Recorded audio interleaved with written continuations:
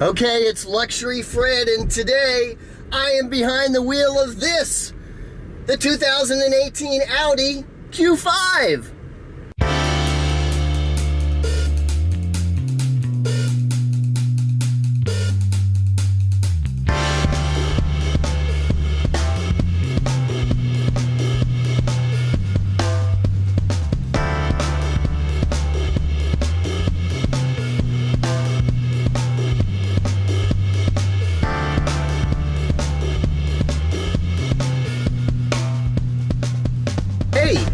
If you like the video, click like under the video.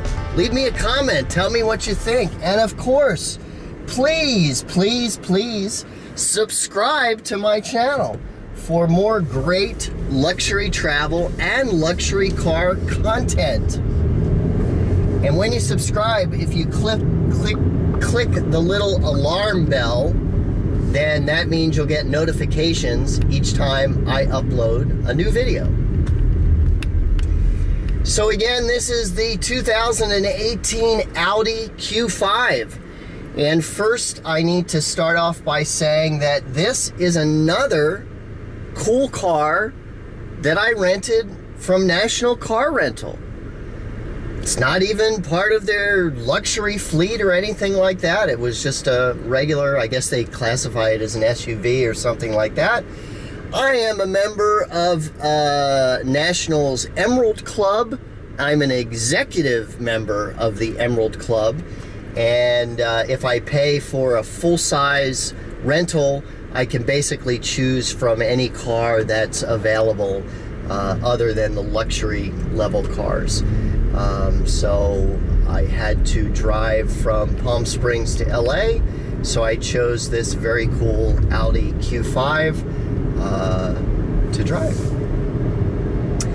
So I've driven the Audi Q5 before. My last time I did a very cool press thing with Audi to Aspen, Colorado, and I drove a Q5 from Denver all the way to Aspen, actually, and I quite liked it. I really like these little SUVs. They are very, very well built. They have a peppy, I would say, 252 horsepower, turbocharged V4 or four-cylinder engine, which is, you know, adequate power for a little SUV. I like to keep it in the sport mode in the transmission. Gives you a little faster shift points and things like that, a little more sporty driving experience. And then the Audi Drive Mode Select, which is kind of an overall drive mode selector, I keep that in the dynamic mode. There are several different trim levels of the Q5. There's the, sorry, I need to look at my notes for this. There's the Premium Plus, and then the Prestige level. So there's some differences between them. Basically, the Premium is the base model, and it gets you all the standard features, including Android Auto, Apple CarPlay. You have a stereo system. You can get XM, Sirius XM.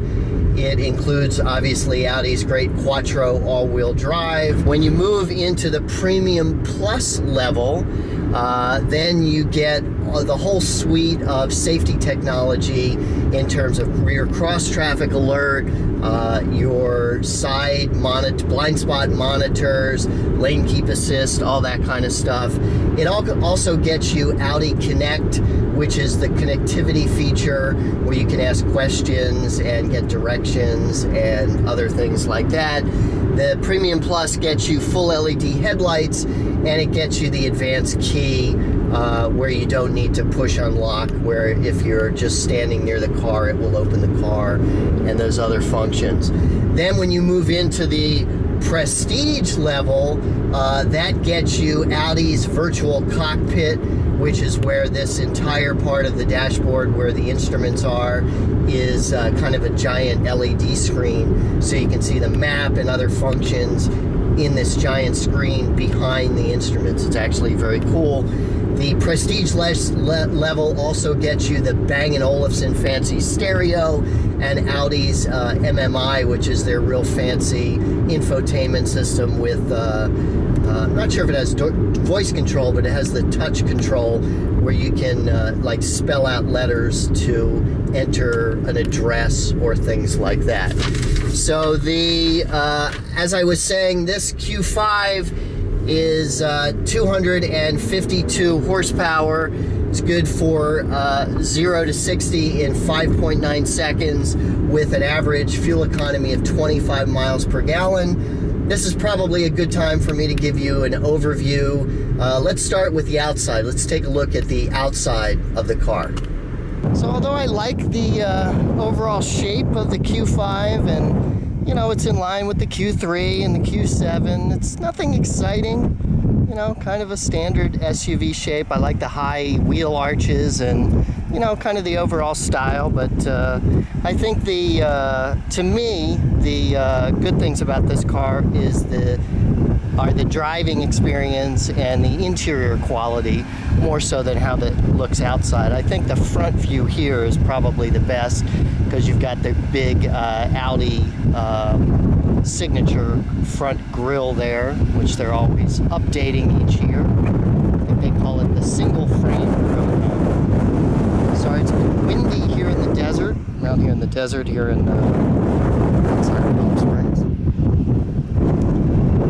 And again, this is your standard base model Q5, and you know, it looks good. You don't need to spend the extra money for the big wheels and all that kind of stuff, in my opinion.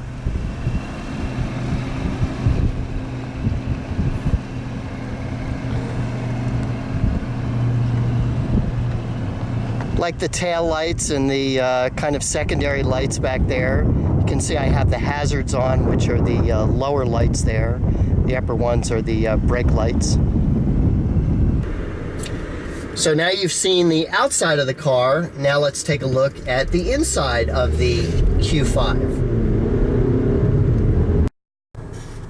Okay, so now we are inside the 2018 Audi Q5.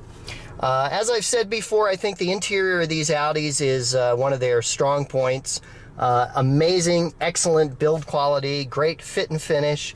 This is the base model, so the materials and things like that are not all that fancy.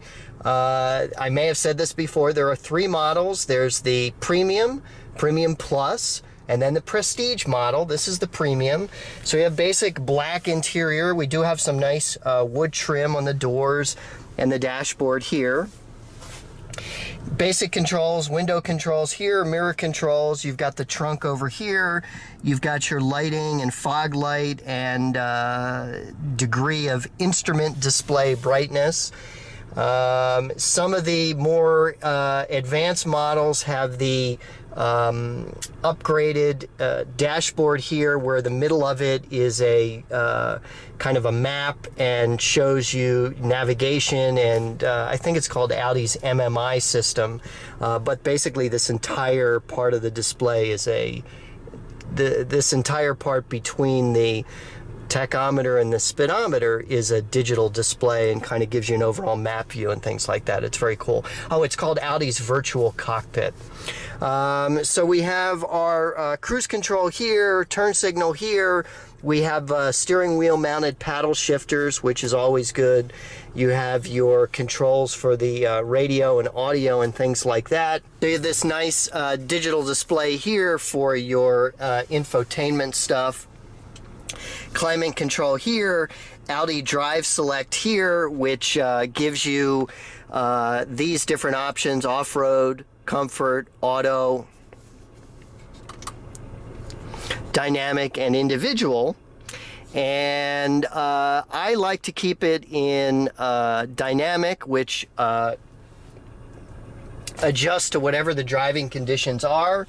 The other way to control this car very well is you have both a regular and then a sport setting for the transmission.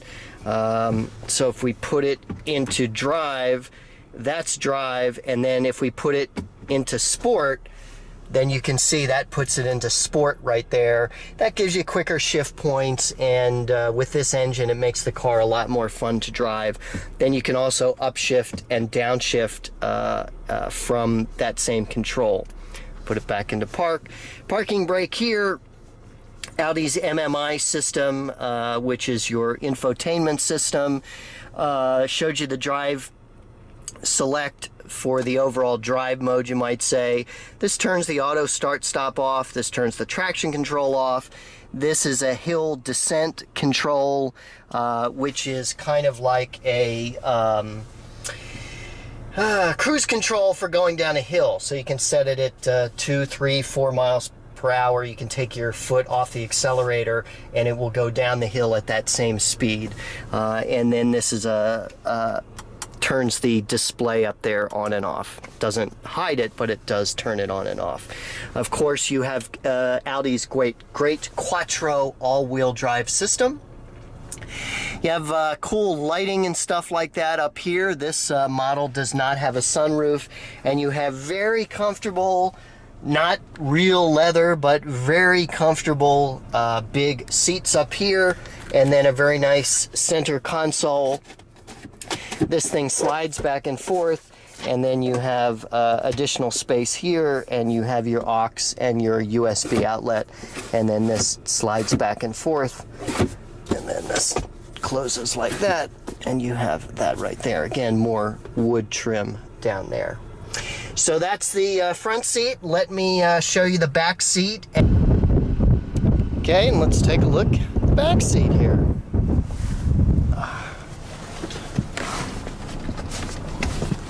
So we have comfortable interior. This is a 2-row of seats, compact SUV, so we don't have a 3rd row back there. And the seats here in the 2nd row are comfortable. Again, we have the nice little bits of wood trim with the chrome handles here. You have a nice center console here with a cool little automatic cup opener, cup holder, I mean. And then, you know, nice seating for 3 people. You've got your, you know, space here to put stuff behind the seats. You have a basic climate control for the back that basically controls the fan. And then you have, well, it's just a plastic plug. You have an electrical outlet there. You have some secondary lighting there as well. And so that's the back seat, again, for 3 people. And you can see that we can put the back seats down very easily, and we have, I guess you would call this a 40-40-20 back seat or something like that. I'll show you what it looks like with the seats down. Okay, and you put the seats down with the lever right there. And so that's down. And then if we go to the other side, over here, again with the lever here, we put that down, but that's blocked by the seat there. And then we put that down, and then we can open the back here.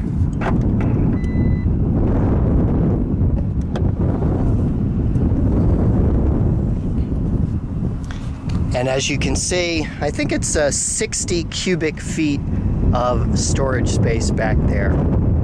So you have a lot of room with those back seats down. And then you have a light here, you have some straps. So these are the controls for the seats when they're up, so you can put them down from back here.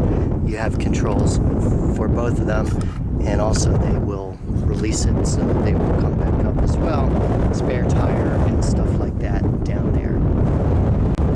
And then this does have a power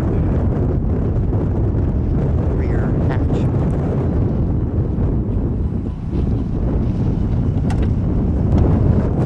So in the back we do have a automatic opening rear hatch. If we hold the thing there like that, then it does open automatically.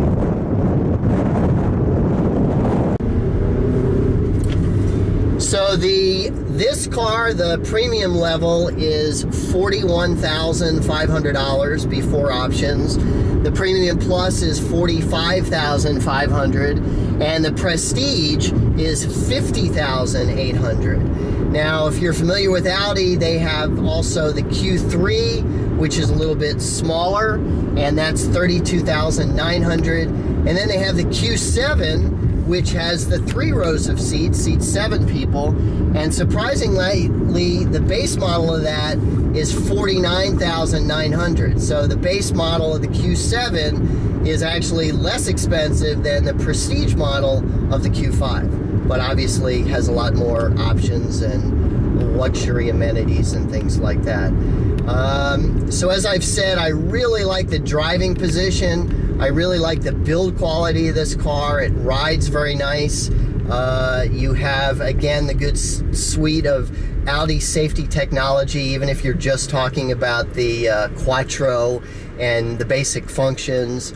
But really like the ride quality. It's very quiet. It's very smooth. The power is ample for a car of this size.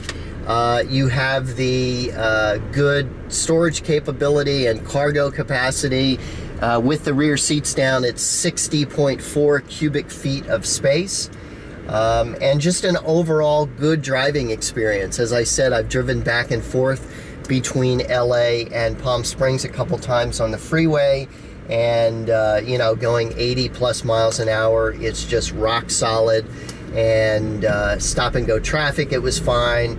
Driving around surface streets around town like this, it's very comfortable, very easy to get in and out, easy to put the seats up and down, easy to take my dog around, all that kind of stuff. So it really delivers a very good experience in terms of an overall, thank you, an overall good, I guess you would call this a mid-size SUV driving experience. So as I said before, please, if you like the video, please like the video here on YouTube. Leave me a comment. Let me know what you think and other videos that you want to see. And of course, subscribe to my channel. Got lots of great stuff coming up with a couple of new cars and motorcycles. I also review motorcycles. I'm getting a Harley Davidson Heritage Classic next week, and I'm going to take that on a road trip. So thank you very much for watching.